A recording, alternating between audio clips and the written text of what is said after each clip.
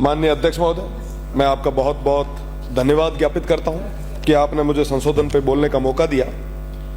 मैं माननीय मंत्री जी से यही पूछना चाहूंगा जो पूर्व में हमारे कई सदस्यों ने पूछा कि संशोधन लाने से पूर्व रीको को आवंटित भूमियों के संबंध में किए गए भूमि के संबंध, अंतरण, उपविभाजन या भूखंडों या भूमि के विलयन, नियंत्रीकरण, भू उपयोग के विदर्शन व परिवर्तन और समस्त अधिकार किसके द्वारा दिए गए थे, और साथ ही साथ समस्त कार्यों के लिए औपचारिक रूप से वैधानिक अनुमति राज्य सरकार से क्या प्राप्त की गई थी। ये पारित साथ ही साथ प्रदेश में जिस तरीके से औद्योगिक क्षेत्रों में रीको को आवंटित की जाने वाली बेशकीमती भूमियों के संबंध में समस्त कार्रवाइयां स्वतंत्र रूप से निष्पादित करने और इसके लिए विनिमय बनाने तक की शक्तियां रीको को देना, मुझे लगता है कि राज्य सरकार का प्रत्यक्ष रूप से नियंत्रण नहीं रहेगा इस विषय पे। साथ ही साथ औद्योगिक क्षेत्रों में सड़कों के निर्माण, मरम्मतीकरण, सुविधा क्षेत्रों पर अवैध कब्जों, अतिक्रमण या उनके रखरखाव की कार्रवाई किसके द्वारा की जाएगी, ये भी चीजें स्पष्ट हो। साथ ही साथ कई सदस्यों ने इससे पहले भी अपनी बात इस संबंध में रखी। मुझे लगता है कि माननीय जो इसके चेयरपर्सन है उन पे पहले से बहुत ज्यादा भार है, तो किसी और को ये महत्वपूर्ण जिम्मेदारी देके उनके भार को कम कर देना चाहिए। साथ ही साथ रीको का भी मसला है, रेवेन्यू का मसला है।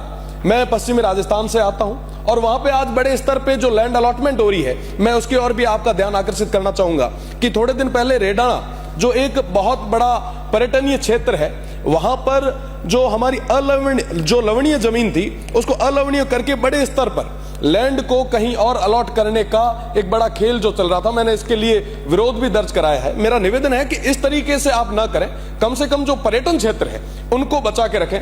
बाकी तो किस तरीके से लैंड अलॉटमेंट हो रही है ये आपसे और हमसे छुपी हुई है नहीं। मेरा तो निवेदन है कि इस वेस्टर्न राजस्थान को आप यथावत रखें। हाँ, आप अगर चाहें कि औद्योगिक क्षेत्र में हम आगे बढ़े तो आप मैन्युफैक्चरिंग यूनिट्स लाएं, हम आपका स्वागत करते हैं, पर आप जो सोलर और विंड के माध्यम से उस क्षेत्र का जो बंटाधार कर रहे हैं, मेरा निवेदन है कि उसके बारे में हमें विचार करने की जरूरत है। साथ ही साथ जब हाउस शुरू हुआ था उस दिन पहले दिन हमने ये डिमांड रखी थी कि हमारे वहां के जो खेजड़ी के पेड़ हैं उनको बचाने के लिए हम सबको मिलकर प्रयास करना होगा। ये जिम्मेदारी सिर्फ एक विश्नोई समाज की नहीं है बल्कि हम सभी की है। आज के समय में लगभग 25 से 26 हजार पेड़ कटे हैं और आने वाले समय में 50,000 के आसपास पेड़ कटने वाले हैं।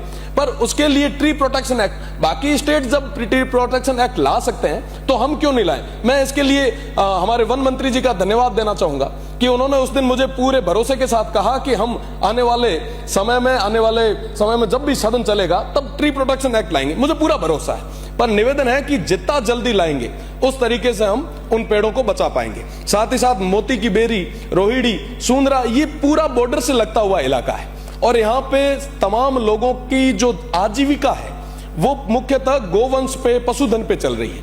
अगर हम उस लैंड को कहीं कंपनियों को अलॉट कर देंगे तो वो गोवंश कहां जाएगी, वो लोग कहां जाएंगे।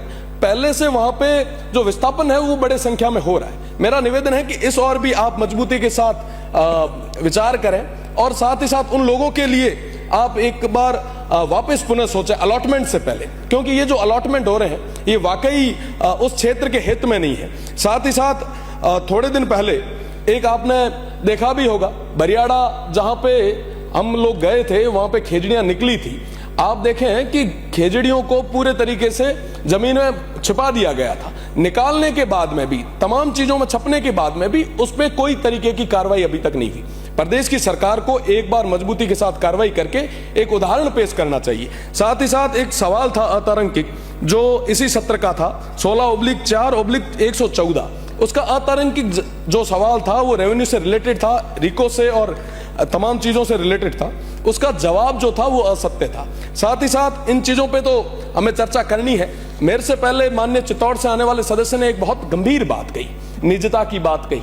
निश्चित रूप से इन तमाम चीजों पे सोचना चाहिए। हम लोग जो निर्दलीय हैं, हम देखते हैं कि विपक्ष के साथी किस तरीके से हंगामा कर रहे हैं। मेरा विपक्ष के साथियों से पुनः निवेदन है इस सदन के माध्यम से कि आप इस सदन को चलाएं। आज सदन के नेता कुर्सी पे थे, सदन में थे, हम बात करते पानी की कीमत। साहब हमसे जानो स्थिति क्या है।